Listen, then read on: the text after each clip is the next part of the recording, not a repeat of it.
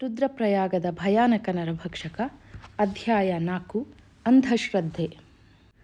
ನಾವು ಕೊಂಚ ಹೊತ್ತು ಮಾತಾಡದೆ ಅಲ್ಲೇ ಸಮೀಪದಲ್ಲಿದ್ದ ಬಂಡೆಯ ಮೇಲೆ ಕುಳಿತುಕೊಂಡೆವು. ಆ ಕುರಿಗಳ ಯಜಮಾನ ನನ್ನೊಡನೆ ಮಾತಾಡಬೇಕಾದುದನ್ನು ಚಿಂತಿಸುತ್ತಿದ್ದನೆಂದು ತೋರುತ್ತದೆ. ಕೊಂಚ ಹೊತ್ತು ಬಿಟ್ಟು ಒಂದು ನೀಳ ನಿಟ್ಟುಸಿರು ತಗೊಂಡು ಮಾತಿಗಾರಂಭಿಸಿದ. ಸಾಹೇಬ್, ನಾನು ಬದರೀನಾಥದ ಬಳಿಯ ನನ್ನ ಹಳ್ಳಿಯಿಂದ ಬರುತ್ತಾ ನಿಮ್ಮ ಬಗ್ಗೆ ಕೇಳಿದ್ದೆ. ನೀವು ಅಷ್ಟೊಂದು ದೂರದ ನಿಮ್ಮ ಮನೆಯಿಂದ ಇಲ್ಲಿಯವರೆಗೆ ಈ ವ್ಯರ್ಥ ಸಾಹಸಕ್ಕಾಗಿ ಬಂದಿದ್ದೀರಲ್ಲ ಎಂದು ನನಗೆ ತುಂಬ ಬೇಸರವಾಗುತ್ತದೆ. ಏಕೆಂದರೆ ಇಲ್ಲೆಲ್ಲ ಇಷ್ಟೊಂದು ಜನರನ್ನು ಕಗ್ಗೊಲೆ ಮಾಡಿರುವುದು ಒಂದು ಕಾಡು ಪ್ರಾಣಿ ಎಂದು ನೀವು ತಿಳಿದಿರುವುದೇ ತಪ್ಪು. ಅದೊಂದು ಯಾವುದೋ ದುಷ್ಟ ಪಿಶಾಚಿ ಎನ್ನುವುದರಲ್ಲಿ ಅನುಮಾನವೇ ಇಲ್ಲ. ಅದನ್ನು ಕೋವಿಯಿಂದ ಹೊಡೆದಾಗಲಿ, ಬೋನಿನಲ್ಲಿ ಹಿಡಿದಾಗಲಿ ಅಥವಾ ನಿಮಗೆ ಗೊತ್ತಿರುವ ಇನ್ಯಾವುದೇ ವಿಧಾನದಿಂದಾಗಲಿ ಕೊಲ್ಲುವುದು ಸಾಧ್ಯವೇ? ನಿಮಗೆ ಇದರ ಬಗ್ಗೆ ನಂಬಿಕೆ ಇಲ್ಲದಿದ್ದರೆ ಹಿಂದೆ ನಡೆದದ್ದೊಂದು ಕಥೆ ಹೇಳುತ್ತೇನೆ. ಅದು ನಮ್ಮಪ್ಪ ನನಗೆ ತಿಳಿಸಿದ್ದು. ನಮ್ಮಪ್ಪ ನನ್ನ ಜೀವಮಾನದಲ್ಲಿ ಎಂದೂ ಸುಳ್ಳು ಹೇಳಿದವನೇ ಅಲ್ಲ. ಬಹಳ ಹಿಂದಿನ ಸಂಗತಿ ಇದು. ನಮ್ಮಪ್ಪ ಆಗ ಇನ್ನೂ ಹರೆಯದವನು. ನಾನಿನ್ನೂ ಹುಟ್ಟೇ ಇರಲಿಲ್ಲ. ಆಗೊಮ್ಮೆ ಹೀಗೆ ಕಗ್ಗೊಲೆಗಳು ಪ್ರಾರಂಭವಾದವು. ಗಂಡಸರು, ಹೆಂಗಸರು, ಮಕ್ಕಳು ಪ್ರತಿಯೊಬ್ಬರೂ ಪ್ರತಿ ಹಳ್ಳಿಯಲ್ಲೂ ಬಲಿಯಾದರು. ಎಲ್ಲರೂ ಅದೊಂದು ಚಿರತೆ ಎಂದರು. ಬೇಕಾದಷ್ಟು ತರತರದ ಬೋನುಗಳು ಬಂದವು. ದೇಶದ ಎಲ್ಲೆಲ್ಲಿಂದಲೋ ಮಹಾ ಗುರಿಗಾರರೆಲ್ಲ ಬಂದು ಮರ ಹತ್ತಿ ಕುಳಿತು ಚಿರತೆಗಾಗಿ ಬಂದೂಕು ಹಿಡಿದು ಕಾದರು. ಎಷ್ಟೋ ಜನ ಗುಂಡೂ ಹಾರಿಸಿದರು. ಆದರೆ ಇದು ಯಾವುದರಿಂದಲೂ ಅಲ್ಲಿನ ಭಯಾನಕ ಪರಿಸ್ಥಿತಿ ತೊಲಗಲಿಲ್ಲ. ಕತ್ತಲಾದ ಮೇಲೆ ಜನ ಮನೆಯಿಂದ ಹೊರಕ್ಕೆ ಇಣುಕಿಯೂ ನೋಡುತ್ತಿರಲಿಲ್ಲ. ಕೊನೆಗೆ ದಾರಿ ಕಾಣದೆ ದಿಗ್ಭ್ರಾಂತನಾದ ಆ ಊರ ಪಟೇಲ ಸುತ್ತಮುತ್ತಲ 4-6 ಹಳ್ಳಿಗಳನ್ನೆಲ್ಲ ಸೇರಿಸಿ ಒಂದು ಪಂಚಾಯಿತಿ ಕರೆದ. ಚಿರತೆಯ ಕಾಟ, ಕಗ್ಗೊಲೆಗಳಿಂದ ಬೇಸತ್ತು ಹೋಗಿದ್ದ ಅವರೆಲ್ಲ ಏನಾದರೂ ಒಂದು ಹೊಸ ವಿಧಾನ ಅಥವಾ ಉಪಾಯ ನಿಯೋಜಿಸಿ ಆ ಚಿರತೆಯ ಕೊಲೆಗೆ ತಡೆ ಹಾಕಲೇಬೇಕೆಂದು ಅಲ್ಲಿಗೆ ಸೇರಿದ್ದರು. ಆಗ ಅಲ್ಲೊಬ್ಬ ಮುದುಕ ಆಗ ತಾನೇ ತನ್ನ ಬಲಿಯಾಗಿದ್ದ ಮೊಮ್ಮಗನ ಉತ್ತರ ಕ್ರಿಯೆಗಳನ್ನೆಲ್ಲ ಮಾಡಿ ಸ್ಮಶಾನದಿಂದ ಹಿಂತಿರುಗಿದ್ದವನು ಎದ್ದು ನಿಂತು ಸಭೆಯನ್ನುದ್ದೇಶಿಸಿ ತನ್ನ ಚಿಂತೆಯನ್ನು ಹೇಳಿದ. ಹಿಂದಿನ ದಿನ ತಾನೇ ಅವನೊಡನೆ ಮಲಗಿದ್ದ ಅವನ ಮೊಮ್ಮಗನನ್ನು ಚಿರತೆ ಎಳೆದೊಯ್ದಿದ್ದು ವಿವರಿಸುತ್ತಾ, ಇದು ಕಾಡಿನ ಪ್ರಾಣಿಯ ಕೆಲಸ ಅಲ್ಲವೇ ಅಲ್ಲವೆಂದು, ನರಮನುಷ್ಯರಲ್ಲೇ ಯಾರೋ ರಕ್ತ ಪೀಪಾಸೆಯಿಂದ ಹೀಗೆ ಚಿರತೆ ವೇಷ ತಳೆದು ಒಬ್ಬರಾದ ಮೇಲೊಬ್ಬರನ್ನು ಬಲಿ ತೆಗೆದುಕೊಳ್ಳುತ್ತಿದ್ದಾರೆಂದು ತನ್ನ ಚಿಂತನೆಯನ್ನು ನಿವೇದಿಸಿದ. ಹೀಗಿದ್ದರೆ ಅಂಥ ಮಾಯಾವಿ ಚಿರತೆಯನ್ನು ಎಲ್ಲಾದರೂ ಮದ್ದು ಗುಂಡುಗಳಿಂದ ಹೊಡೆದು ಕೊಲ್ಲಲು ಸಾಧ್ಯವೇ ಎಂದು ಪ್ರಶ್ನಿಸಿದ. ಅವನ ಅನುಮಾನವೆಂದರೆ ಊರಾಚೆಗಿನ ಪಾಳು ದೇಗುಲದ ಬಳಿ ಹಲವು ಕಾಲಗಳಿಂದ ವಾಸವಾಗಿರುವ ಒಬ್ಬ ದಢೂತಿ ಸಾಧುವಿನದೇ ಇದೆಲ್ಲ ಕೆಲಸ ಎಂದು. ಅವನು ಹಾಗೆ ಹೇಳಿದ ಕೂಡಲೇ ಸಭೆಯೆಲ್ಲ ಗೊಂದಲದಿಂದ ತುಂಬಿಹೋಯಿತು. ಕೆಲವರು ಮುದುಕ ಮೊಮ್ಮಗನನ್ನು ಕಳೆದುಕೊಂಡ ದುಃಖದಲ್ಲಿ ಹೀಗೆಲ್ಲ ಹೇಳುತ್ತಿದ್ದಾನೆ ಎಂದರು. ಆದರೆ ಬಹುಪಾಲು ಜನ ಆ ಮುದುಕ ಹೇಳುತ್ತಿರುವುದು ಸರಿಯೆಂದೇ ಅಭಿಪ್ರಾಯಪಟ್ಟರು. ಆ ಪ್ರಾಂತದಲ್ಲಿ ನರಬಲಿಗಳು ಪ್ರಾರಂಭವಾಗುವುದಕ್ಕೂ ಈ ಧಡಿಯ ಸಾಧು ಅಲ್ಲಿಗೆ ಆಗಮಿಸುವುದಕ್ಕೂ ಸಮಯ ಸರಿಹೊಂದುವುದನ್ನು ಕೆಲವರು ಎತ್ತಿ ತೋರಿಸಿದರು. ಇನ್ನು ಕೆಲವರು ನರಬಲಿಗಳಾದ ದಿನವೆಲ್ಲ ಈ ಸಾಧು ಹೊಟ್ಟೆ ಚಾಚಿಕೊಂಡು ಬೆಳಗ್ಗೆಯೆಲ್ಲ ಬಿಸಿಲಿನಲ್ಲಿ ಮಲಗಿರುವುದನ್ನು ಹೇಳಿ ಏನು ಇದರರ್ಥ ಎಂದು ಪ್ರಶ್ನಿಸಿದರು. ಒಟ್ಟಿನಲ್ಲಿ ಸಭೆಯ ಗೊಂದಲ ಕೋಲಾಹಲಗಳೆಲ್ಲ ಮುಗಿಯುವ ಹೊತ್ತಿಗೆ ಎಲ್ಲರೂ ಧಡಿಯ ಸಾಧು ಬಗ್ಗೆ ರೇಗಿ ಹೋಗಿದ್ದರು. ಆದರೂ ಸಭೆಯಲ್ಲಿ ಯಾವುದಕ್ಕೂ ಯಾರೂ ದುಡುಕಬಾರದೆಂದು ತೀರ್ಮಾನಿಸಿ ಆ ಸಾಧುವನ್ನು ಮಾತ್ರ ಹದ್ದಿನ ಕಣ್ಣುಗಳಿಂದ ಕಾಯಬೇಕೆಂದು ನಿರ್ಧರಿಸಿ ಇಡೀ ಪಂಚಾಯಿತಿಯ ಜನರನ್ನು 3 ಗುಂಪುಗಳಾಗಿ ವಿಂಗಡಿಸಿದರು. 3 ಗುಂಪುಗಳೂ ಕೂಡ ಒಂದು ಗುಂಪಾದ ಒಂದರಂತೆ ಸರದಿ ಪ್ರಕಾರ ಆ ಧಡಿಯ ಸಾಧುವನ್ನು ಕಾಯಬೇಕೆಂದು ತೀರ್ಮಾನಿಸಿದರು. ನಿಶ್ಚಿತ ಅವಧಿಯಲ್ಲಿ ಕೊಲೆಗಳು ಸಂಭವಿಸುತ್ತಿದ್ದುದರಿಂದ ಸಾಧು ಸದ್ಯದಲ್ಲೇ ಸಿಕ್ಕಿಬೀಳುತ್ತಾನೆಂದು ಎಲ್ಲರಿಗೂ ಖಾತ್ರಿಯಾಯಿತು. ಮೊದಲ 2 ದಿನಗಳು ಸಾಧು ತನ್ನ ಪಾಳು ದೇಗುಲದ ಬಳಿಯ ಗುಡಿಸಲನ್ನು ಬಿಟ್ಟು ಅಲುಗಲೇ ಇಲ್ಲ. ನಮ್ಮಪ್ಪ 3ನೆಯ ಗುಂಪಿನಲ್ಲಿದ್ದ. ಕತ್ತಲಾಗುತ್ತಿದ್ದಂತೆಯೇ 3ನೆಯ ಗುಂಪು ಸಾಧುವಿನ ಮೇಲೆ ನಿಗಾ ಇಡಲು ಅವಿತುಕೊಂಡು ಕುಳಿತರು. ಕೊಂಚ ಹೊತ್ತಾದ ನಂತರ ಕತ್ತಲು ಕವಿದ ಕೂಡಲೇ ಸಾಧು ಮೆಲ್ಲಗೆ ಬಾಗಿಲು ತೆಗೆದುಕೊಂಡು ಹೊರಟಿದ್ದು ಅವಿತು ಕುಳಿತಿದ್ದ 3ನೆಯ ಗುಂಪಿಗೆ ಕಾಣಿಸಿತು. ಕೆಲ ಹೊತ್ತಿನ ತರುವಾಯ ದೂರದ ಪರ್ವತದ ತಪ್ಪಲಿನ ಇದ್ದಿಲು ಸುಡುವವರ ಗುಡಿಸಲಿನ ಕಡೆಯಿಂದ ರಕ್ತ ಹೆಪ್ಪುಗಟ್ಟುವಂತೆ ಚೀತ್ಕಾರ ಕೇಳಿಸಿತು. ನಮ್ಮಪ್ಪ ಕುಳಿತಿದ್ದ ವೀಕ್ಷಕರ ಗುಂಪಿನಲ್ಲಿ ಯಾವನೂ ತೆರೆದ ಕಣ್ಣು ಮುಚ್ಚಲಿಲ್ಲ. ಸಾಧುವಿನ ಕರಾಳ ಕೃತ್ಯಗಳನ್ನು ಕಂಡು ಹಿಡಿಯಲೇಬೇಕೆಂದು ಅವರು ನಿರ್ಧರಿಸಿದ್ದರು. ಇನ್ನೇನು ಬೆಳಗಾಗುವ ಸಮಯ. ಆ ಧಡಿಯ ಸಾಧು ಲಘುಬಗೆಯಿಂದ ಗುಡಿಸಲೊಳಗೆ ಹೋಗುತ್ತಿರುವುದು ಎಲ್ಲರಿಗೂ ಚೆನ್ನಾಗಿ ಕಂಡಿತು. ಸಾಧುವಿನ ಕೈಬಾಯೆಲ್ಲ ರಕ್ತಮಯವಾಗಿದ್ದು ಅವನನ್ನು ಕಾಯುತ್ತಾ ಕುಳಿತಿದ್ದ ಎಲ್ಲರಿಗೂ ಚೆನ್ನಾಗಿ ಕಂಡಿತು. ಸಾಧು ಒಳಗೆ ಹೋದ ಕೂಡಲೇ ಕಾಯುತ್ತಾ ಕುಳಿತಿದ್ದ ಎಲ್ಲರೂ ಮೆಲ್ಲಗೆ ಹೋಗಿ ಸಾಧು ತಪ್ಪಿಸಿಕೊಂಡು ಹೋಗದಂತೆ ಹೊರಗಡೆಯಿಂದ ಅವನ ಗುಡಿಸಲಿನ ಬಾಗಿಲು ಭದ್ರ ಮಾಡಿ ನೆಟ್ಟಗೆ ಹೋಗಿ ಊರವರಿಗೆ ನಡೆದುದನ್ನೆಲ್ಲ ಹೇಳಿದರು. ಕ್ರೋಧೋನ್ಮತ್ತರಾಗಿದ್ದ ಅವರೆಲ್ಲರೂ ಆ ಧಡಿಯ ಸಾಧುವಿಗೆ ತಕ್ಕ ಶಾಸ್ತಿ ಮಾಡಬೇಕೆಂದು ನಿರ್ಧರಿಸಿ ಪ್ರತಿಯೊಬ್ಬನೂ ಒಂದೊಂದು ದೊಡ್ಡ ಹುಲ್ಲಿನ ಕಂತೆಯೊಂದಿಗೆ ಸಾಧುವಿನ ಗುಡಿಸಲನ್ನು ಸುತ್ತುಗಟ್ಟಿದರು. ಎಲ್ಲರೂ ತಾವು ತಂದಿದ್ದ ಹುಲ್ಲು ಕಂತೆಗಳನ್ನು ಸಾಧುವಿನ ಗುಡಿಸಲು ಮುಚ್ಚಿ ಹೋಗುವಂತೆ ಒಟ್ಟಿ ಬೆಂಕಿ ಕೊಟ್ಟರು. ಬೆಳಗಾಗುವುದರೊಳಗೆ ಅಲ್ಲಿ ಬರೀ ಬೂದಿಯ ರಾಶಿ ಇತ್ತು. ಸಾಧುವೂ ಇರಲಿಲ್ಲ, ಅವನ ಗುಡಿಸಲೂ ಇರಲಿಲ್ಲ. ಆಮೇಲಿಂದ ಅಲ್ಲಿ ನಡೆಯುತ್ತಿದ್ದ ನರಹತ್ಯೆ ಸಂಪೂರ್ಣ ನಿಂತು ಹೋಯಿತು. ಇಲ್ಲಿರುವ ನೂರಾರು ಸಾಧುಗಳಲ್ಲಿ ಯಾರಿಂದ ಈ ನರಹತ್ಯೆ ನಡೆಯುತ್ತಿದೆ ಎನ್ನುವುದು ಗೊತ್ತಾಗಿಲ್ಲ. ಆದರೆ ಅದು ಗೊತ್ತಾದ ದಿನ ನಮ್ಮಪ್ಪನ ಕಾಲದಲ್ಲಿ ಏನು ಶಿಕ್ಷೆ ವಿಧಿಸಲಾಗಿತ್ತೋ ಅದನ್ನೇ ಈಗಲೂ ಮಾಡುತ್ತೇವೆ. ಆ ದಿನ ಬರುವವರೆಗೆ ಘರವಾಲಿನ ಜನ ಈ ನರಹತ್ಯೆಯನ್ನು ಸಹಿಸಿಕೊಳ್ಳಬೇಕಾಗುತ್ತದೆ.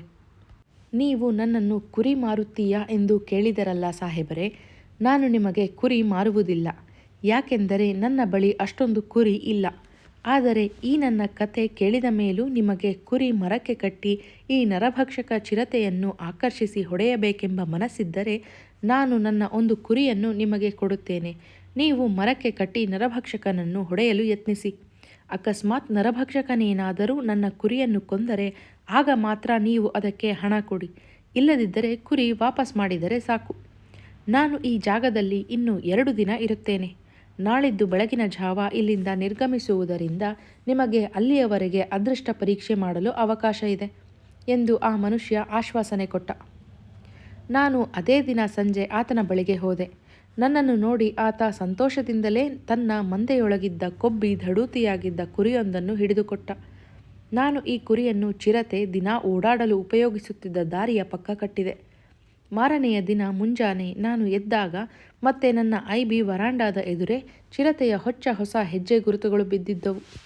ಅದು ಗೋಲಾಬಾರಿ ಕಡೆಯಿಂದ ಬಂದು ಅಲ್ಲೆಲ್ಲ ತಿರುಗಾಡಿ ಅನಂತರ ರುದ್ರಪ್ರಯಾಗದ ಪೇಟೆ ಕಡೆಗೆ ಹೋಗಿತ್ತು. ಆ ಚಿರತೆ ನರಬಲಿಗಾಗಿಯೇ ಹೊಂಚು ಹಾಕಿಕೊಂಡು ತಿರುಗುವುದನ್ನು ನೋಡಿದರೆ ಅದಕ್ಕೆ ನಾನು ಒದಗಿಸಿದ್ದ ಕುರಿಯ ಬಗ್ಗೆ ಕಿಂಚಿನ್ ಮಾತ್ರವೂ ಆಸಕ್ತಿ ಇರಲಿಲ್ಲವೆಂದು ಹೇಳಬಹುದು.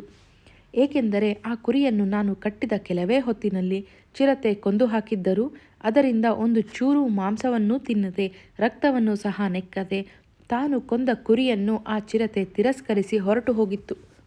ನಾನು ಆ ಕುರಿ ಯಜಮಾನನಿಗೆ ಕುರಿಯ ದುಡ್ಡು ಕೊಡಲು ಹೋದಾಗ ಆತ ನಾನು ಚಿರತೆ ಹೊಡೆಯಲು ಅಸಫಲನಾದನನ್ನು ಕಂಡು ಇದೆಲ್ಲ ವ್ಯರ್ಥ ಕಾಲಹರಣ ಸಾಹೇಬರೇ, ಸುಮ್ಮನೆ ಯಾಕೆ ದುಡ್ಡು ಮತ್ತು ಕಾಲಹರಣ ಮಾಡುತ್ತೀರಿ ಎಂದು ಹೇಳುತ್ತಾ ಶಿಳ್ಳೆ ಹೊಡೆದು ಕುರಿಗಳನ್ನೆಲ್ಲ ಕರೆದುಕೊಂಡು ಹರಿದ್ವಾರದ ಕಡೆಗೆ ಹೊರಟು ಹೋದ. ಈ ಸಂಗತಿಯನ್ನು ಹೇಳುತ್ತಾ ನನಗೆ ರುದ್ರಪ್ರಯಾಗದಲ್ಲಿ ಕೆಲವು ವರ್ಷ ಹಿಂದೆ ನಡೆದ ಇದೇ ರೀತಿಯ ಇನ್ನೊಂದು ಘಟನೆ ನೆನಪಿಗೆ ಬರುತ್ತದೆ. ಕೋಟಾಗಿ ಎನ್ನುವ ಹಳ್ಳಿಯಲ್ಲಿ ಇದು ಸಂಭವಿಸಿದ್ದು.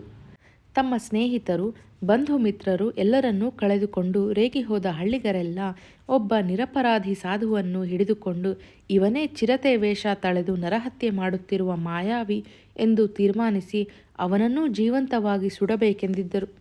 ಸುದೈವವಶಾತ್ ಅಲ್ಲಿಗೆ ಬಂದ ಆ ಜಿಲ್ಲೆಯ ಜಿಲ್ಲಾಧಿಕಾರಿ ಫಿಲಿಪ್ ಮೇಸನ್ರಿಂದ ಆಗಬಹುದಾಗಿದ್ದ ಅನಾಹುತ ತಪ್ಪಿತು.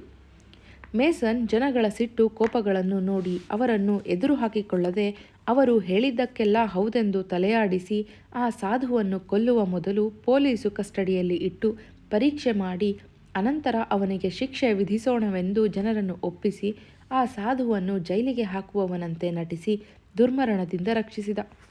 ಸಾಧುವನ್ನು ಕಾರಾಗೃಹಕ್ಕೆ ತಳ್ಳಿ ಹಗಲು ರಾತ್ರಿ ಪೊಲೀಸ್ ಪಹರೆ ಹಾಕಿದರು. ಆ ಸಾಧುವನ್ನು ಜೈಲಿಗೆ ಹಾಕಿದ 8 ದಿನದ ತರುವಾಯ ಸಾಧು ಕಸ್ಟಡಿಯಲ್ಲಿರುವಂತೆಯೇ ಸಮೀಪದ ಹಳ್ಳಿಯಲ್ಲಿ ಚಿರತೆ ಮನುಷ್ಯನೊಬ್ಬನನ್ನು ಕೊಂದಿತು. ಆಗ ಜನಗಳಿಗೆ ಈ ಸಾಧುವಿಗೂ ನರಭಕ್ಷಕನಿಗೂ ಸಂಬಂಧವಿಲ್ಲವೆಂದು ಅರಿವಾಗಿ ಸಾಧುವನ್ನು ಜೈಲಿನಿಂದ ಬಿಡುಗಡೆ ಮಾಡಲು ತಮ್ಮ ಅಡ್ಡಿ ಇಲ್ಲವೆಂದು ಹೇಳಿದರು. ತಾವು ಈ ಸಾರಿ ಸರಿಯಾದ ಸಾಧುವನ್ನು ಹಿಡಿದಿಲ್ಲವೆಂದು ಅಂದುಕೊಂಡರಷ್ಟೇ ಹೊರತು ತಮ್ಮ ಮೂಢನಂಬಿಕೆಯನ್ನೇನೂ ತಿದ್ದಿಕೊಳ್ಳಲಿಲ್ಲ. ಘರ್ವಾಲ್ ಪ್ರದೇಶದಲ್ಲಿ ನರಭಕ್ಷಕಗಳ ನರಹತ್ಯೆಯನ್ನೆಲ್ಲ ಸಾಧಾರಣವಾಗಿ ಯಾರಾದರೂ ರಕ್ತ ಪೀಪಾಸುಗಳಾದ ಸಾಧುಗಳದ್ದೇ ಕೆಲಸವೆಂದು ಹೇಳುತ್ತಾರೆ. ಅದೇ ನೈನಿತಾಲ್ ಹಾಗೂ ಆಲ್ಮೋರಾಗಳಲ್ಲಿ ಅಲೆಮಾರಿಗಳಾದ ಬೋಕ್ಸಾರ್ ಜನಗಳೇ ಕಾರಣವೆಂದು ದೂರುತ್ತಾರೆ. ಸಾಧುಗಳಿಗೆ ರಕ್ತದಾಹ ಉಂಟಾಗುವುದರಿಂದ ಈ ಕುಕೃತ್ಯಕ್ಕಿಳಿಯುತ್ತಾರೆಂದು, ಬೋಕ್ಸಾರ್ಗಳಾದರೆ ಮನುಷ್ಯರ ಮೈಮೇಲಿನ ನಗನಾಣ್ಯಗಳಿಗಾಗಿ ನರಹತ್ಯೆಗಿಳಿದಿದ್ದಾರೆಂದು ದೂರುತ್ತಾರೆ. ಒಟ್ಟಿನಲ್ಲಿ ನರಹತ್ಯೆಗೆ ಕಣ್ಣೆದುರಿಗೆ ನೇರ ಕಾರಣಗಳಿದ್ದರೂ ಅದನ್ನು ತಿರಸ್ಕರಿಸಿ ಬೇರೇನಾದರೂ ಅನೂಹ್ಯ ಕಾರಣಗಳನ್ನು ಹುಡುಕುತ್ತಾರೆ. ಅಧ್ಯಾಯ 5 ವ್ಯರ್ಥ ಪ್ರಯತ್ನಗಳು. ನಾನಂತೂ ನಿಶ್ಶಬ್ದ ಏಕಾಂತ ಪ್ರದೇಶಗಳಲ್ಲಿ ಎಷ್ಟು ನನ್ನ ಜೀವಿತ ಕಾಲವನ್ನು ಕಳೆದಿದ್ದೇನೆಂದರೆ, ನರಭಕ್ಷಕ ಓಡಾಡುವ ದಾರಿಗಳಲ್ಲಿ, ಸೇತುವೆಗಳ ಮೇಲೆ, ಅದು ಕೊಂದ ಹೆಣಗಳ ಬಳಿ, ಮರಗಳ ಮೇಲೆ, ರುದ್ರಪ್ರಯಾಗದಲ್ಲೊಮ್ಮೆಯಂತೂ 28 ರಾತ್ರಿ ಎಡೆಬಿಡದೆ ಕಾಲ ಕಳೆದಿದ್ದೇನೆ. ಆಗೆಲ್ಲ ಆ ಕತ್ತಲ ಏಕಾಂತದಲ್ಲಿ ನರಭಕ್ಷಕನನ್ನು ಚಿರತೆ ಶರೀರದ ದೆವ್ವದ ತಲೆಯ ಆಕೃತಿಯಾಗಿ ಕಲ್ಪಿಸಿಕೊಳ್ಳುತ್ತೇನೆ. ಅದು ನನ್ನನ್ನು ನೋಡಿ ಓಲಾಡುತ್ತಾ ಪಕ್ಕೆ ಹಿಡಿದುಕೊಂಡು ನಗುತ್ತದೆ. ಅದನ್ನು ಸೋಲಿಸಲು ನಾನು ಮಾಡುವ ವ್ಯರ್ಥ ಸಾಹಸವನ್ನು ನೋಡಿ ಅಪಹಾಸ್ಯದ ನಗೆ ನಗುತ್ತಾ ನನ್ನತ್ತ ನೋಡಿ ಬಾಯಿ ಚಪ್ಪರಿಸುತ್ತಾ ನನ್ನ ರಕ್ತದ ರುಚಿ ನೋಡುವ ಗಳಿಗೆಗಾಗಿ ಹಾತೊರೆಯುತ್ತದೆ. ನನ್ನ ಕುತ್ತಿಗೆಯಲ್ಲಿ ಅದರ ಹಲ್ಲು ನಾಟುವ ಗಳಿಗೆಗಾಗಿ ಕಾಯುತ್ತದೆ. ಹಾಗಿದ್ದರೆ ರುದ್ರಪ್ರಯಾಗದ ನರಭಕ್ಷಕನಿಂದ ಇಷ್ಟೆಲ್ಲ ಅನಾಹುತಗಳು ನಡೆಯುತ್ತಿರಬೇಕಾದರೆ ಸರ್ಕಾರ ಏನು ಮಾಡುತ್ತಿತ್ತು? ಕೈಕಟ್ಟಿಕೊಂಡು ಸುಮ್ಮನೆ ಕುಳಿತಿತ್ತೆ? ನನಗಂತೂ ಸರ್ಕಾರದ ಬಗ್ಗೆ ಯಾವುದೇ ರೀತಿಯ ಪಕ್ಷಪಾತವಿಲ್ಲ. ಆದರೆ ರುದ್ರಪ್ರಯಾಗಕ್ಕೆ ಬಂದು ಕಾಲು ನಡಿಗೆಯಲ್ಲಿ ಸುಮಾರು 10 ವಾರಗಳವರೆಗೆ 100 ಮೈಲಿ ನಡೆದಾಡಿ ಸಂತ್ರಸ್ತ ಹಳ್ಳಿಗಳೆಲ್ಲವನ್ನೂ ಭೇಟಿ ಮಾಡಿ ವಿಚಾರ ಮಾಡಿದ್ದೇನೆ. ಈ ಸಂದರ್ಭಗಳಲ್ಲೆಲ್ಲ ಸರ್ಕಾರ ತನ್ನ ಅಧಿಕಾರ ವ್ಯಾಪ್ತಿಯೊಳಗೆ ಏನೇನು ಸಾಧ್ಯವೋ ಅದನ್ನೆಲ್ಲ ಮಾಡಿದೆ ಎಂದೇ ನನಗನ್ನಿಸುತ್ತದೆ. ಸುಮಾರು 10,000 ರೂಪಾಯಿಗಳವರೆಗೆ ಬಹುಮಾನಗಳನ್ನು ಪ್ರಕಟಿಸಿತ್ತು. ಅಷ್ಟೇ ಅಲ್ಲದೆ ಘರ್ವಾಲಿನ 4,000 ಜನ ಬಂದೂಕು ಲೈಸೆನ್ಸುದಾರರಿಗೆ, ಈ ನರಭಕ್ಷಕ ಚಿರತೆಯನ್ನು ಹೊಡೆದವರಿಗೆ 2 ಹಳ್ಳಿಗಳನ್ನು ಜಹಗೀರು ಕೊಡುವುದಾಗಿಯೂ ಪ್ರಕಟಿಸಿತ್ತು. ಶಿಕಾರಿದಾರರೆಂದು ಹೆಸರಾದವರನ್ನು ಧಾರಾಳ ಸಂಬಳದ ಮೇಲೆ ಈ ಚಿರತೆ ಕೊಲ್ಲಲು ನಿಯಮಿಸಿಕೊಂಡು, ಅಕಸ್ಮಾತ್ ತಮ್ಮ ಪ್ರಯತ್ನದಲ್ಲೇನಾದರೂ ಅವರು ಸಫಲರಾದರೆ ಅವರಿಗೆ ಸಂಬಳದ ಮೇಲೆ ಸಾಕಷ್ಟು ಬಹುಮಾನವನ್ನೂ ಕೊಡುವುದಾಗಿ ಆಶ್ವಾಸನೆ ಕೊಟ್ಟಿತ್ತು.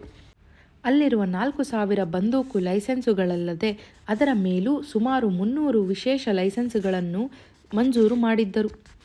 ಸೈನ್ಯದಲ್ಲಿದ್ದ ಘರ್ವಾಲ್ ರೆಜಿಮೆಂಟಿನ ಸೈನಿಕರಿಗೆ ತಾವು ಊರಿಗೆ ಹೋಗುವಾಗ ತಮ್ಮ ಬಂದೂಕುಗಳನ್ನು ಒಯ್ಯಲು ಸಹ ಅನುಮತಿ ಕೊಡಲಾಗಿತ್ತು. ಪತ್ರಿಕೆಗಳ ಮುಖಾಂತರ ಜಗತ್ತಿನ ಎಲ್ಲೆಡೆ ಇರುವ ಶಿಕಾರಿದಾರರಿಗೆ ಈ ಚಿರತೆಯನ್ನು ಕೊಲ್ಲಲು ಸಹಾಯ ಮಾಡಿರೆಂದು ಮನವಿ ಮಾಡಿಕೊಳ್ಳಲಾಗಿತ್ತು. ಪ್ರತಿ ಹಳ್ಳಿಗೂ ಚಿರತೆ ಹಿಡಿಯಲು ಕುರಿ ಕಟ್ಟಿ ಚಿರತೆ ಹಿಡಿಯುವ ಬೋನನ್ನು ಒದಗಿಸಿದ್ದರು. ಚಿರತೆ ಓಡಾಡುವ ಜಾಗದಲ್ಲಿ ಅದು ನರಹತ್ಯೆ ಮಾಡಿದಲ್ಲಿ ಅವುಗಳನ್ನಿಡುವ ಏರ್ಪಾಡುಗಳನ್ನು ಮಾಡಲಾಗಿತ್ತು. ಎಲ್ಲ ಹಳ್ಳಿಗಳ ಪಟ್ವಾರರಿಗೂ ಅಲ್ಲಿ ನರಹತ್ಯೆ ಸಂಭವಿಸಿದ ಕೂಡಲೇ ಆ ಮೃತ ಶರೀರಕ್ಕೆ ಹಾಕಲು ಭಯಂಕರ ಪಾಷಾಣಗಳನ್ನು ಒದಗಿಸಲಾಗಿತ್ತು. ಇಷ್ಟಲ್ಲದೆ ಸರ್ಕಾರಿ ಅಧಿಕಾರಿಗಳೇ ತಮ್ಮ ಜೀವದ ಹಂಗು ತೊರೆದು ಚಿರತೆ ಶಿಕಾರಿಗಾಗಿ ಪ್ರಯತ್ನ ಮಾಡಿದ್ದರು. ಈ ಎಲ್ಲರ ಅನೇಕ ಮತ್ತು ಸಮ್ಮಿಶ್ರ ಪ್ರಯತ್ನಗಳ ಅಂತಿಮ ಪರಿಣಾಮ ಏನೆಂದರೆ, ಒಬ್ಬ ಹೊಡೆದ ಗುಂಡು ಅದರ ಹಿಂತೊಡೆಯ ಬಳಿ ಚರ್ಮ ಕೀಸಿಕೊಂಡು ಪಾದದ ಉಗುರಿಗೆ ಗಾಯ ಮಾಡಿತಷ್ಟೆ. ಅದು ಬಿಟ್ಟರೆ ಸರ್ಕಾರದ ಪ್ರಯತ್ನಗಳಿಂದ ಆ ಚಿರತೆಗೆ ಯಾವುದೇ ಅಡ್ಡಿ ಆತಂಕವೂ ಆದ ಹಾಗೆ ಕಾಣುವುದಿಲ್ಲ. ಜಿಲ್ಲಾಧಿಕಾರಿಗಳ ವರದಿಯಲ್ಲೂ ಈ ಪ್ರಯತ್ನಗಳು ನಿರರ್ಥಕವಾದುದನ್ನು ನಮೂದಿಸಿ ಇವರ ಪಾಷಾಣಗಳು ಆ ಚಿರತೆಯ ಹಸಿವನ್ನು ಉತ್ತೇಜಿಸಿತೆಂದೇ ವರದಿ ಮಾಡಿದ್ದಾರೆ. ಸರ್ಕಾರದ ವರದಿಗಳಲ್ಲಿ 3 ಸಂಗತಿಗಳು ನನ್ನ ಗಮನ ಸೆಳೆದವು. ಅವುಗಳನ್ನು ಕೇವಲ ಕುತೂಹಲಕ್ಕಾಗಿ ಇಲ್ಲಿ ಕೊಡಬಯಸುತ್ತೇನೆ. ಮೊದಲನೆಯದು, ಸರ್ಕಾರ ಶಿಕಾರಿದಾರರಿಗೆ ಪತ್ರಿಕೆಗಳ ಮುಖಾಂತರ ಮನವಿ ಮಾಡಿಕೊಂಡ ನಂತರ ಈ ಚಿರತೆಯನ್ನು ಶಿಕಾರಿ ಮಾಡಲು 1921ರಲ್ಲಿ 2 ಯುವ ಬ್ರಿಟಿಷ್ ಅಧಿಕಾರಿಗಳು ಬಂದರು. ಅಲಕಾನಂದ ನದಿಗೆ ಹಾಕಿದ್ದ ಸೇತುವೆಯ ಮೇಲೆ ಈ ಚಿರತೆ ದಾಟುತ್ತದೆ ಎಂದು ಭಾವಿಸಲು ಅವರಿಗೆ ಏನು ಕಾರಣಗಳಿದ್ದವೋ ಗೊತ್ತಿಲ್ಲ. ಅವರು ತಮ್ಮ ಕಾರ್ಯಚಟುವಟಿಕೆಗಳನ್ನು, ಪ್ರಯತ್ನಗಳನ್ನು ಆ ತೂಗು ಸೇತುವೆಗೆ ಮಾತ್ರ ಸೀಮಿತಗೊಳಿಸಿ, ಚಿರತೆ ರಾತ್ರಿ ಈ ತೂಗು ಸೇತುವೆಯ ಮೇಲೆ ದಾಟಲು ಬಂದಾಗ ಹೊಡೆಯಬೇಕೆಂದು ಕಾಯತೊಡಗಿದರು. ಈ ತೂಗು ಸೇತುವೆಗೆ ನದಿಯ 2 ಕಡೆಗಳಲ್ಲೂ 2 ದೊಡ್ಡ ಗೋಪುರಗಳಿವೆ. ನದಿಯ ಮೇಲೆ ತೂಗು ಬಿಟ್ಟಿರುವ ಸೇತುವೆಯನ್ನು ಮೇಲೆತ್ತಿ ಹಿಡಿದುಕೊಳ್ಳುವ ಉಕ್ಕಿನ ಕೇಬಲ್ಲುಗಳನ್ನು ಆ ಗೋಪುರದ ತುದಿಗೆ ಬಿಗಿದಿರುತ್ತಾರೆ. ಆ ಯುವ ಶಿಕಾರಿದಾರರಿಬ್ಬರು ಒಬ್ಬ ಬಲದಂಡೆಯ ಗೋಪುರದ ಮೇಲೂ ಮತ್ತೊಬ್ಬ ಎಡದಂಡೆಯ ಗೋಪುರದ ಮೇಲೂ ಕುಳಿತು ಶಿಕಾರಿಯ ಪ್ರಯತ್ನ ಪ್ರಾರಂಭಿಸಿದರು. 2 ತಿಂಗಳ ಎಡೆಬಿಡದ ಪ್ರಯತ್ನದ ಅನಂತರ ಚಿರತೆಯೊಂದು ಕಾಡಿನಿಂದ ಹೊರಬಿದ್ದು ಸೇತುವೆಯನ್ನು ದಾಟಲು ಹೋಗುತ್ತಿರುವುದನ್ನು ಒಬ್ಬ ನೋಡಿದ. ಅದು ಸೇತುವೆಯ ಮಧ್ಯಭಾಗಕ್ಕೆ ಬರುವವರೆಗೂ ಕಾಯ್ದ ಆತ ಸೇತುವೆಯ ನಡುಮಧ್ಯದಲ್ಲಿ ಅದಕ್ಕೆ ಗುರಿಯಿಟ್ಟು ಗುಂಡು ಹಾರಿಸಿದ. ಚಿರತೆ ಎದುರು ದಡದ ಕಡೆಗೆ ನುಗ್ಗಿತು. ಎಡಗಡೆಯ ಕಡೆಯಿಂದ ಗೋಪುರದ ಮೇಲೆ ಕುಳಿತಿದ್ದವ ತನ್ನ ಬಳಿಯಿದ್ದ ರಿವಾಲ್ವರಿನಿಂದ 6 ಗುಂಡುಗಳನ್ನು ಹಾರಿಸಿದ. ಮಾರನೆಯ ದಿನ ಬೆಳಗ್ಗೆ ಪರೀಕ್ಷಿಸಿದಾಗ ಸೇತುವೆಯ ಮೇಲೂ ದಡದ ಕಾಡಿನೊಳಗೂ ರಕ್ತದ ಜಾಡು ಕಾಣಿಸಿತು. ಅದು ಮಾರಣಾಂತಿಕ ಗಾಯವೆಂದು ತಿಳಿದು ಗಾಯಗೊಂಡ ಅಥವಾ ಸತ್ತ ಚಿರತೆಗಾಗಿ ಅನೇಕ ದಿನಗಳವರೆಗೆ ಎಲ್ಲರೂ ಹುಡುಕಿದರು. ಆದರೆ ಗಾಯಗೊಂಡ ಚಿರತೆಯಾಗಲಿ ಅದರ ಮೃತದೇಹವಾಗಲಿ ಪತ್ತೆಯಾಗಲಿಲ್ಲ. ಆದರೆ ಈ ಘಟನೆ ಸಂಭವಿಸಿದ ನಂತರ 6 ತಿಂಗಳವರೆಗೆ ಆ ಚಿರತೆಯ ಕಾಟವಾಗಲಿ ನರಹತ್ಯೆಯಾಗಲಿ ಇರಲಿಲ್ಲ. ಈ ವಿಚಾರವನ್ನು ಆ ಯುವ ಬ್ರಿಟಿಷರು ಹಾರಿಸಿದ 7 ಗುಂಡಿನ ಶಬ್ದ ಕೇಳಿಸಿಕೊಂಡ ಮತ್ತು ಅವರೊಡನೆ ಚಿರತೆ ಪತ್ತೆ ಮಾಡಲು ಕಾಡು ತಿರುಗಿದ ಸ್ಥಳೀಯರೇ ನನಗೆ ಹೇಳಿದರು. ಆ ಯುರೋಪಿಯನ್ನರ ಪ್ರಕಾರ ಚಿರತೆಗೆ ಹಿಂಭಾಗಕ್ಕೂ ತಲೆಗೂ ಏಟು ಬಿದ್ದಿದೆ ಎಂದು ಅಂದಾಜು. ಆ ನಿರೀಕ್ಷೆಯಿಂದಲೇ ಅವರು ಕಾಡೊಳಗೆಲ್ಲ ಹುಡುಕಾಡಿದ್ದು. ಆದರೆ ಅವರಿಗೆ ಸಹಾಯ ಮಾಡಿದ ಸ್ಥಳೀಯರ ವಿವರಣೆಯನ್ನು ಕೇಳಿದ ನನಗೆ ಆ ರಕ್ತದ ಜಾಡು ಪಾದದ ಗಾಯಗಳಿಂದಲೇ ಆದುದರಿರಬೇಕೆಂದು ಅನ್ನಿಸಿತು. ಮುಂದೆ ಅನೇಕ ವರ್ಷಗಳ ನಂತರ ಆ ಚಿರತೆಯನ್ನು ಹೊಡೆದಾಗ ನನ್ನ ಊಹೆ ನಿಜವಾಗಿದ್ದು ನೋಡಿ ನನಗೆ ಆಶ್ಚರ್ಯವಾಯಿತು. ಎಡದಂಡೆಯ ಗೋಪುರದ ಮೇಲಿದ್ದ ಶಿಕಾರಿದಾರ ಹೊಡೆದಿದ್ದ ಮೊದಲ ಗುಂಡು ಅದರ ಚರ್ಮ ಸವರಿಕೊಂಡು ಹೋಗಿ ಪಾದದ ಬೆರಳಿನ ತುದಿಯನ್ನು ಹಾರಿಸಿತ್ತು. ನದಿಯ ಬಲದಂಡೆ ಗೋಪುರದ ಮೇಲಿದ್ದವನು ಹಾರಿಸಿದ 6 ರಿವಾಲ್ವರಿನ ಗುಂಡುಗಳು ಸಂಪೂರ್ಣ ಗುರಿ ತಪ್ಪಿದ್ದವು. ಎರಡನೆಯದು, ಬೋನುಗಳಲ್ಲಿ ಕುರಿಗಳನ್ನು ಆಹಾರವನ್ನಾಗಿ ಕಟ್ಟಿ ಸ್ಥಳೀಯರು ಸುಮಾರು 20 ಚಿರತೆಗಳನ್ನು ಕೊಂದು ಹಾಕಿದ್ದರು. ಆಗೊಮ್ಮೆ ಅವರು ನರಭಕ್ಷಕನೆಂದೇ ನಂಬಿರುವ ಚಿರತೆಯೊಂದು ಸಿಕ್ಕಿತ್ತು. ಆದರೆ ಅಲ್ಲಿದ್ದವರೆಲ್ಲ ಹಿಂದೂಗಳು. ಆ ಚಿರತೆ ನರಭಕ್ಷಕನೆಂದಾದ ಮೇಲೆ ಅದು ಪಿಶಾಚಿಯೋ ರಾಕ್ಷಸನೋ ಬ್ರಹ್ಮರಾಕ್ಷಸನೋ ಆಗಿರಬೇಕಲ್ಲವೇ? ಹಾಗಿದ್ದರೆ ಧರ್ಮ ಭೀರುಗಳಾದ ಅವರು ಕೊಲ್ಲುವುದಾದರೂ ಹೇಗೆ? ಕೊಂದ ಮೇಲೆ ಇನ್ನೂ ಯಾವ ಯಾವ ಥರದ ತೊಂದರೆಯುಂಟೋ? ಅದಕ್ಕೆ ಅಲ್ಲಿದ್ದವರೆಲ್ಲ ಅದನ್ನು ಕೊಲ್ಲಲು ನಿರಾಕರಿಸಿ ಕೊನೆಗೆ ಅದನ್ನು ಒಬ್ಬ ಕ್ರಿಶ್ಚಿಯನ್ನನಿಗೆ ವಹಿಸಲು ನಿರ್ಧರಿಸಿದರು. ಆದರೆ ಆ ಕ್ರಿಶ್ಚಿಯನ್ನನಾದರೋ ಆ ಜಾಗದಿಂದ 30 ಮೈಲಿ ದೂರದಲ್ಲಿ ವಾಸವಾಗಿದ್ದವ. ಆತನನ್ನು ಹುಡುಕಿ ಚಿರತೆಯನ್ನು ಕೊಲ್ಲಲು ಅವನನ್ನು ಕರೆತರಬೇಕಾದರೆ ಆ ಚಿರತೆ ಬೋನಿನ ಅಡಿಯ ನೆಲವನ್ನು ಕೆರೆದು ಒಂದು ಸುರಂಗ ಮಾಡಿಕೊಂಡು ಅಲ್ಲಿಂದ ಪರಾರಿಯಾಗಿತ್ತು. ಮೂರನೆಯದು, ಈ ಚಿರತೆ ಒಬ್ಬ ಮನುಷ್ಯನನ್ನು ಕೊಂದು ಅವನನ್ನು ಹೊತ್ತೊಯ್ದು ಕಾಡಿನೊಳಗಿಟ್ಟುಕೊಂಡು ತಿನ್ನುತ್ತಾ ಇತ್ತು. ಬೆಳಗ್ಗೆ ಒಂದಷ್ಟು ಜನ ಗುಂಪು ಕೂಡಿ ಹುಡುಕ ಹೋದಾಗ ಓಡಿದ ಅದು ಅವರೆಲ್ಲ ನೋಡುತ್ತಿದ್ದಂತೆಯೇ ಪರ್ವತದ ಇಳಿಜಾರಿನಲ್ಲಿದ್ದ ಗವಿಯೊಂದರೊಳಗೆ ನುಗ್ಗಿತು. ಅದನ್ನು ಎಲ್ಲರೂ ನೋಡಿದರು. ಕೂಡಲೇ ಎಲ್ಲ ಸೇರಿ ಆ ಗವಿಯ ಬಾಯಿಗೆ ಮುಳ್ಳಡಕ್ಕಿ ಅದರ ಮೇಲೆ ಕಲ್ಲು ಒಟ್ಟಿ ಬಂಡೆಗಳಿಂದ ಭದ್ರ ಮಾಡಿಬಿಟ್ಟರು. ದಿನವೂ ಜನ ಚಿರತೆ ಸಿಕ್ಕಿಬಿದ್ದಿದ್ದ ಗವಿಯನ್ನು ಸಂದರ್ಶಿಸಲು ಬರುತ್ತಿದ್ದರು. ಗುಂಪು ಹೀಗೆ ಬೆಳೆಯುತ್ತಾ ಹೋಯಿತು. 5ನೆಯ ದಿನ ಅಲ್ಲಿ ಸಾವಿರಾರು ಜನರ ದೊಡ್ಡ ಗುಂಪೇ ಸೇರಿರಬೇಕಾದರೆ ಒಬ್ಬ ಇದರೊಳಗೆ ಚಿರತೆ ಇರುವುದೆಲ್ಲ ಸುಳ್ಳು ಎಂದು ತರ್ಲೆ ತೆಗೆದು ಎಲ್ಲರಲ್ಲೂ ಅನುಮಾನ ಬಿತ್ತಿದ. ವಾಸ್ತವಾಂಶವನ್ನು ಪರೀಕ್ಷಿಸಲು ಅವನು ಗವಿಯ ಬಾಯಿಗೆ ಒಡ್ಡಿದ್ದ ಕಲ್ಲು ಬಂಡೆಗಳನ್ನು ಮುಳ್ಳನ್ನು ತೆಗೆದ. ತಕ್ಷಣವೇ ಬಂದೂಕದಿಂದ ಸಿಡಿದ ಗುಂಡಿನಂತೆ ಅದರೊಳಗಿಂದ ನರಭಕ್ಷಕ ನೇರವಾಗಿ ನೆರೆದಿದ್ದ ಜನಗಳ ಮೇಲೆ ಹಾರಿ ಗಡಿಬಿಡಿ ಮಾಡಿ ಸುರಕ್ಷಿತವಾಗಿ ಪರಾರಿಯಾಯಿತು. ಈ ಘಟನೆಗಳೆಲ್ಲ ಆ ಚಿರತೆ ನರಭಕ್ಷಕನಾದ ಹೊಸತರಲ್ಲೇ ನಡೆದವು. ಆಗ ಜನ ಕೊಂಚ ಜಾಗರೂಕರಾಗಿ ವ್ಯವಹರಿಸಿದ್ದರೆ ಮುಂದೆ ಬಲಿಯಾಗಬಹುದಾದ ಅನೇಕ ಜೀವಗಳನ್ನು ಉಳಿಸಬಹುದಿತ್ತು. ಏಕೆಂದರೆ ಅನಂತರ ಅದು ಇನ್ನೂ ಕುಶಾಗ್ರ ಬುದ್ಧಿಯ ಕುತಂತ್ರಿಯಾಗಿ ದಿನದಿಂದ ದಿನಕ್ಕೆ ಮಹಾ ಅಪಕಾರಿಯಾಗುತ್ತಾ ಹೋಯಿತು. ಅಧ್ಯಾಯ 6. ರುದ್ರಪ್ರಯಾಗದತ್ತ ಪಯಣ. 1925ನೇ ಇಸ್ವಿ ನೈನಿತಾಲ್ನ ಚಾಲೆಟ್ ಥಿಯೇಟರಿನಲ್ಲಿ ಗಿಲ್ಬರ್ಟ್ ಮತ್ತು ಸುಲಿವಾನ್ನ human of the god cinema ನಡೆಯುತ್ತಿತ್ತು. ಸಿನಿಮಾ ನಡುವಿನ ವಿರಾಮದಲ್ಲೇ ಇರಬೇಕು ನನ್ನ ಕಿವಿಗೆ ರುದ್ರಪ್ರಯಾಗದ ನರಭಕ್ಷಕನ ವಿಷಯ ಬಿದ್ದಿದ್ದು. ಆ ವೇಳೆಗೆ ಘರ್ವಾಲಿನ ರುದ್ರಪ್ರಯಾಗದಲ್ಲೊಂದು ನರಭಕ್ಷಕ ಚಿರತೆ ಪಿಡುಗಾಗಿರುವ ಬಗ್ಗೆ ವದಂತಿಗಳನ್ನು ಮತ್ತು ವೃತ್ತಪತ್ರಿಕೆಗಳಲ್ಲಿ ಅದರ ಕಗ್ಗೊಲೆಗಳ ವರದಿಯನ್ನು ಕೇಳಿದ್ದೆ ಹಾಗೂ ಓದಿದ್ದೆ.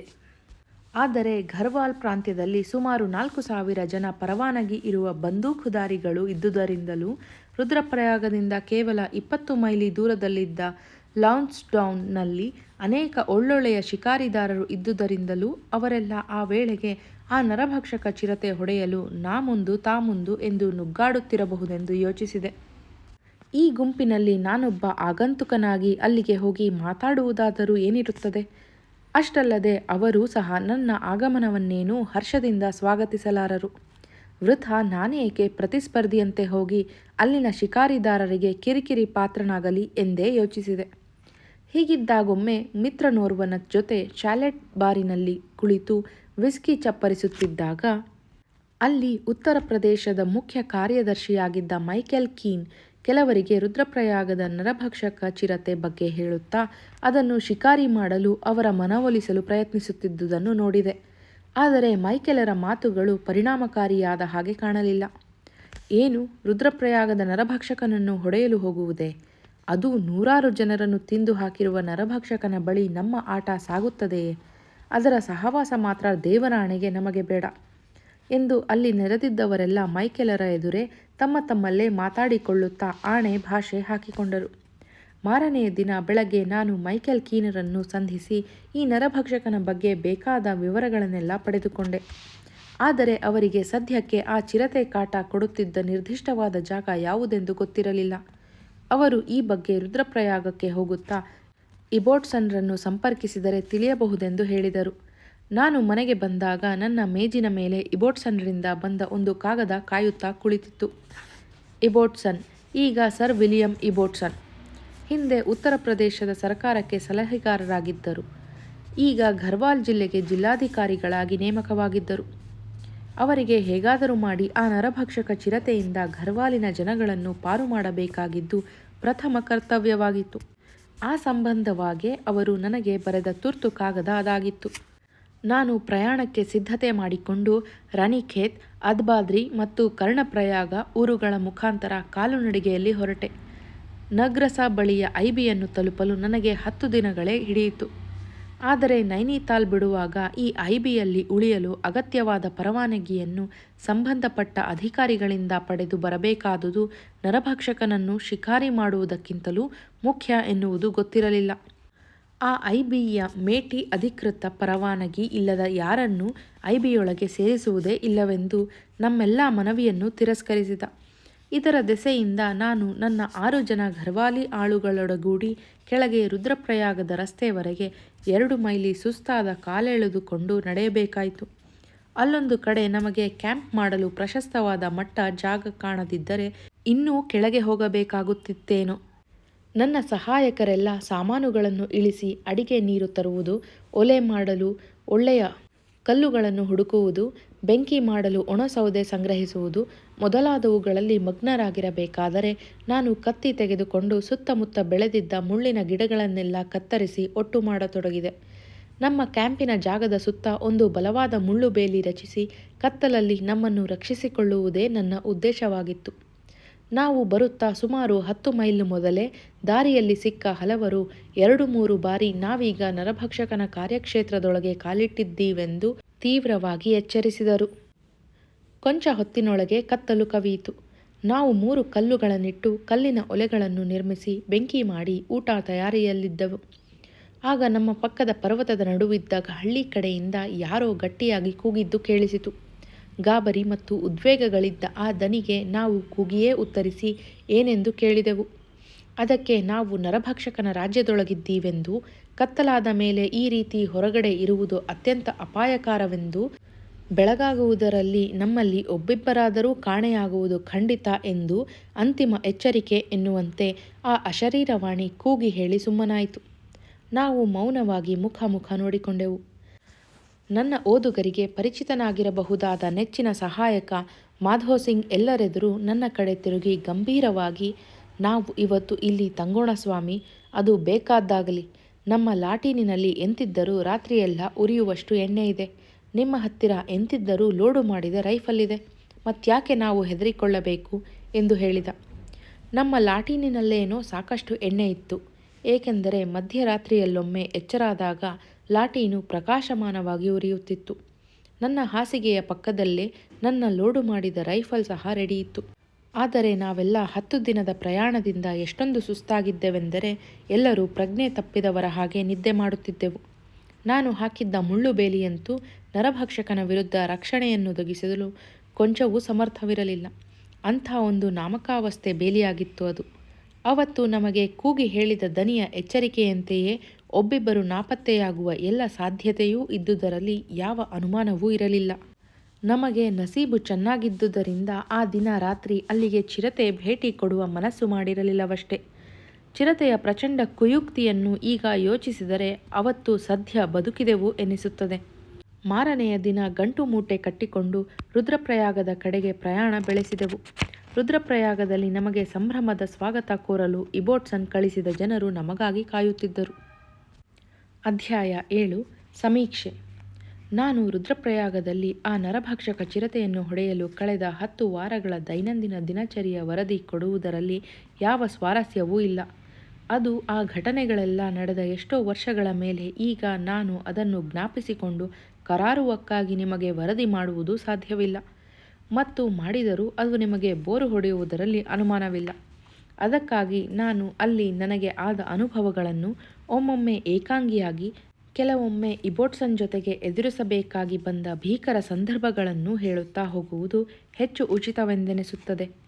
ಆದರೆ ಅದನ್ನೆಲ್ಲ ನಿಮಗೆ ಹೇಳುವ ಮೊದಲು ಈ ನರಭಕ್ಷಕ 8 ವರ್ಷಗಳ ಕಾಲ ಕಗ್ಗೊಲೆ ನಡೆಸಿದ ಮತ್ತು ನಾನು 10 ವಾರಗಳ ಕಾಲ ಅದನ್ನು ಬೆಂಬತ್ತಿಸುತ್ತಿದ್ದ ಆ ವಿಸ್ತಾರ ಪ್ರದೇಶದ ಒಂದು ಸ್ಥೂಲ ಪರಿಚಯ ಮಾಡಿಸುವುದು ಒಳ್ಳೆಯದು. ರುದ್ರಪ್ರಯಾಗದ ಪೂರ್ವಕ್ಕಿರುವ ಪರ್ವತವನ್ನು ಹತ್ತಿ ನೀವು ಆಚೀಚೆ ನೋಡಿದರೆ ಈ ನರಭಕ್ಷಕ ಕಗ್ಗೊಲೆಗಳನ್ನು ನಡೆಸುತ್ತಿದ್ದ ಸುಮಾರು 500 ಚದರ ಮೈಲು ಪ್ರದೇಶದ ಪಕ್ಷಿನೋಟ ನಿಮಗೆ ಸಿಗುತ್ತದೆ. ಈ ಪ್ರದೇಶವನ್ನು ಅಲಕಾನಂದ ನದಿ ಹೆಚ್ಚು ಕಡಿಮೆ ಕತ್ತರಿಸಿದಂತೆ ಇಬ್ಬಾಗ ಮಾಡಿ ಹರಿಯುತ್ತದೆ. ಅದು ಕರ್ಣಪ್ರಯಾಗ ಕ್ಷೇತ್ರವನ್ನು ದಾಟಿ ರುದ್ರಪ್ರಯಾಗದ ದಕ್ಷಿಣಕ್ಕೆ ಹರಿದು ಆಗ್ನೇಯ ದಿಕ್ಕಿನಿಂದ ಬರುವ ಮಂದಾಕಿನಿ ನದಿಯನ್ನು ಸೇರುತ್ತದೆ. ಈ 2 ನದಿಗಳ ನಡುವಿರುವ ತ್ರಿಕೋನಾಕಾರವಾದ ಭೂಪ್ರದೇಶ ಇದ್ದುದರಲ್ಲಿ ಹೆಚ್ಚು ಸಮತಟ್ಟು ಪ್ರದೇಶವಾದ್ದರಿಂದ ಇಲ್ಲಿರುವ ಹಳ್ಳಿಗಳೆಲ್ಲ ಹೆಚ್ಚಾಗಿ ಈ ಭೂಭಾಗದಲ್ಲೇ ಇವೆ. ಅಲಕಾನಂದ ನದಿಯ ಎಡಭಾಗಕ್ಕಿರುವ ಭೂಪ್ರದೇಶ ಅತ್ಯಂತ ದುರ್ಗಮವಾಗಿಯೂ ಕಡಿದಾಗಿಯೂ ಇರುವುದರಿಂದ ಹಳ್ಳಿಗಳು ಕಡಿಮೆ. ಇಲ್ಲಿ ನಿಂತು ನೋಡಿದರೆ ನಿಮಗೆ ಪರ್ವತದ ಇಳಿಜಾರಿನಲ್ಲಿ ಅನೇಕ ಸಮಾನಾಂತರ ಗೀರುಗಳು ಕಾಣುತ್ತವೆ. ಅವೆಲ್ಲ ಪರ್ವತದ ಇಳಿಜಾರಿನಲ್ಲಿ ಮಾಡಿರುವ ಭತ್ತದ ಗದ್ದೆಗಳು ಅಥವಾ ಇತರ ಬೆಳೆಗಳನ್ನು ಬೆಳೆಯುವ ಕೃಷಿ ಭೂಮಿ. ಈ ಗದ್ದೆಗಳೆಲ್ಲ ಸರಾಸರಿ 50 ಗಜ ವಿಸ್ತಾರವಾಗಿರುತ್ತವೆಂದು ಹೇಳಬಹುದು. ಮೆಟ್ಟಿಲು ಮೆಟ್ಟಿಲಾಗಿರುವ ಈ ಗದ್ದೆಗಳ ಮೇಲ್ತುದಿಯಲ್ಲೇ ಸಾಧಾರಣವಾಗಿ ಹಳ್ಳಿಗಳ ಮನೆಗಳಿರುವುದನ್ನು ನೀವು ಗಮನಿಸಬಹುದು. ಇದಕ್ಕೆ ಕಾರಣ ಗದ್ದೆಗಳು ಹೊಲಗಳು ಮನೆಗಳಿಂದ ಕೆಳಗಿದ್ದರೆ ಅವುಗಳನ್ನು ಪುಂಡು ದನಗಳಿಂದಲೂ ಕಾಡು ಮೃಗಗಳಿಂದಲೂ ಕಾಯುವುದು ಸುಲಭ ಎಂದಿರಬಹುದು. ಇದಲ್ಲದೆ ಅಲ್ಲಿ ಕಾಣುವ ಹಚ್ಚ ಹಸುರಿನ ಮತ್ತು ನಸುಕಂದು ಬಣ್ಣದ ಪ್ರದೇಶಗಳು ಹುಲ್ಲುಗಾವಲುಗಳು ಮತ್ತು ದಟ್ಟ ಕಾಡುಗಳು. ಕೆಲವು ಹಳ್ಳಿಗಳು ಹುಲ್ಲುಗಾವಲುಗಳಿಂದಲೂ ಕೆಲವು ಹಳ್ಳಿಗಳು ಕಾಡುಗಳಿಂದಲೂ ಸಂಪೂರ್ಣ ಸುತ್ತುವರಿದಿರುವುದನ್ನು ನೀವು ನೋಡಬಹುದು. ಅಷ್ಟಲ್ಲದೆ ಇಣುಕಿ ನೋಡುವ ನಿಮ್ಮ ಕಣ್ಣುಗಳಿಗೆ ತಲೆ ಸುತ್ತು ಬರುವಂಥ ಆಳ ಪ್ರಪಾತಗಳು, ಗಗನಚುಂಬಿ ಶಿಖರಗಳು ಲೆಕ್ಕವಿಲ್ಲದಷ್ಟು ಕಾಣುತ್ತವೆ. ಇಲ್ಲಿಂದ ನಿಮಗೆ ಕಾಣುವ 2 ರಸ್ತೆಗಳಲ್ಲಿ ಒಂದು ರುದ್ರಪ್ರಯಾಗದಿಂದ ಕೇದಾರನಾಥದ ಕಡೆಗೆ ಹೋಗುವ ರಸ್ತೆ, ಇನ್ನೊಂದು ನಾನು ಮೊದಲೇ ನಿಮಗೆ ವಿವರಿಸಿದ ಬದರಿನಾಥಕ್ಕೆ ಹೋಗುವ ಯಾತ್ರಿಕರ ದಾರಿ. ನಮ್ಮ ಸರಳ ವಿಶ್ಲೇಷಣೆ ಹುಲ್ಲುಗಾವಲುಗಳಿಂದ ಸುತ್ತುವರಿದಿರುವ ಹಳ್ಳಿಗಳಿಗಿಂತ ಕಾಡುಗಳಿಂದ ಸುತ್ತುವರಿದಿರುವ ಹಳ್ಳಿಗಳಲ್ಲೇ ಹೆಚ್ಚು ಕೊಲೆಗಳು ಸಂಭವಿಸಿರಬೇಕೆಂದು ಊಹಿಸುವುದು ಸಹಜ. ಆದರೆ ಈ ಪ್ರಾಣಿ ನರಭಕ್ಷಕ ಹುಲಿಯಾಗಿದ್ದರೆ ಹಾಗೇ ಆಗುತ್ತಿತ್ತೋ ಏನೋ. ಆದರೆ ನರಭಕ್ಷಕ ಚಿರತೆ ಸಾಧಾರಣವಾಗಿ ರಾತ್ರಿ ಹೊತ್ತೇ ಶಿಕಾರಿ ಹೊರಡುವುದರಿಂದ ಅದಕ್ಕೆ ಹಳ್ಳಿಗಳು ಕಾಡಿನಿಂದ ಸುತ್ತುವರಿದಿದ್ದರೂ ಒಂದೇ, ಹುಲ್ಲುಗಾವಲುಗಳಿಂದ ಸುತ್ತುವರಿದಿದ್ದರೂ ಒಂದೇ. ಕತ್ತಲಲ್ಲಿ ಅದಕ್ಕೆ ಕಾಡಿನ ಗಿಡಮರಗಳ ಮರೆಯ ಅಗತ್ಯವೇ ಇರುವುದಿಲ್ಲ. ಕೆಲವು ಹಳ್ಳಿಗಳಲ್ಲಿ ಇತರ ಹಳ್ಳಿಗಳಿಗಿಂತ ಹೆಚ್ಚು ಕೊಲೆಗಳಾಗಿದ್ದರೆ ಅದಕ್ಕೆ ಅಲ್ಲಿನ ಜನಗಳು ಅಜಾಗರೂಕರಾಗಿದ್ದುದೋ ಅಥವಾ ಮುಂಜಾಗ್ರತೆ ವಹಿಸದಿದ್ದುದೋ ಕಾರಣವಿರಬಹುದಷ್ಟೇ. ಅಥವಾ ಹಲವೊಮ್ಮೆ ಯಾವ ಕಾರಣವೂ ಇಲ್ಲದೆ ಕೇವಲ ಅವರ ದುರ್ದೈವವೆಂದು ಮಾತ್ರ ವಿವರಿಸಬಹುದಷ್ಟೇ. ಈ ನರಭಕ್ಷಕ ನಾನು ಮೊದಲೇ ಹೇಳಿದಂತೆ ಯೌವನ ದಾಟಿದ ಒಂದು ವಯಸ್ಸಾದ ಭಾರೀ ದೊಡ್ಡ ಚಿರತೆ. ಆದರೆ ಚಿರತೆಗಳಲ್ಲಿ ನಾನು ಕಂಡಿಲ್ಲದ ಅಸಾಧಾರಣ ಶಕ್ತಿ ಸಾಮರ್ಥ್ಯಗಳನ್ನುಳ್ಳದ್ದು. ಚಿರತೆಗಳು ಸಾಧಾರಣವಾಗಿ ತಾವು ಕೊಂದ ಪ್ರಾಣಿಯನ್ನು ಎಷ್ಟು ದೂರದವರೆಗೆ ಹೊತ್ತೊಯ್ಯಬಲ್ಲವು ಎನ್ನುವುದರ ಮೇಲೆ ಅವು ಎಲ್ಲಿ ಶಿಕಾರಿ ಮಾಡಬೇಕು ಎನ್ನುವುದನ್ನು ತೀರ್ಮಾನಿಸುತ್ತವೆ. ಆದರೆ ರುದ್ರಪ್ರಯಾಗದ ಚಿರತೆಗೆ ಈ ಯಾವ ಪರಿಮಿತಿಗಳೂ ಇದ್ದ ಹಾಗೆ ಕಾಣಲಿಲ್ಲ. ಏಕೆಂದರೆ ಈ ಚಿರತೆ ದಾಂಡಿಗ ಮನುಷ್ಯರನ್ನೂ ಕೊಂದು ಕಾಡಿನಲ್ಲಿ ಬಹುದೂರದವರೆಗೆ ಕೊಂಡೊಯ್ಯುತ್ತಿತ್ತು. ಒಬ್ಬ ದೃಢಕಾಯನಾದ ಬೃಹದ್ದೇಹಿಯನ್ನು ಅವನ ಮನೆಯಲ್ಲೇ ಕೊಂದು 4 ಮೈಲಿಗಿಂತಲೂ ಹೆಚ್ಚು ದೂರ ಪರ್ವತದ ಮೇಲಕ್ಕೆ ಹೊತ್ತುಕೊಂಡು ಹೋಗಿ ಅಲ್ಲಿಂದ ಕೆಳಗೆ ಕಣಿವೆ ಇಳಿಜಾರಿನಲ್ಲಿ ಸಾಗಿ ಕಾಡಿನೊಳಗೆ ಅವನನ್ನು ತಿಂದಿತ್ತು. ಅದು ಅವನನ್ನು ಕತ್ತಲಾಗುತ್ತಿದ್ದಂತೆಯೇ ಕೊಂದಿದ್ದರಿಂದ ತಿಂದು ಮುಗಿಸಲು ಅದಕ್ಕೆ ಬೇಕಾದಷ್ಟು ಹೊತ್ತು ಕಾಲಾವಕಾಶ ಇತ್ತು. ಅಲ್ಲದೆ ಅದು ಕೊಲೆಗೈದ ನಂತರ ಅದನ್ನು ಯಾರೂ ಬೆನ್ನು ಹತ್ತಿ ಹಿಂಬಾಲಿಸಿಯೂ ಇರಲಿಲ್ಲ. ಹೀಗಿದ್ದು ಪರ್ವತಗಳೆಡೆಯಲ್ಲಿ 4 ಮೈಲಿಯವರೆಗೆ ಅವನನ್ನು ನಿಷ್ಕಾರಣವಾಗಿ ಹೊತ್ತೊಯ್ದಿತ್ತು ಎಂದ ಮೇಲೆ ಅದರ ಶಕ್ತಿ ಸಾಮರ್ಥ್ಯಗಳನ್ನು ನೀವೇ ಊಹಿಸಿ.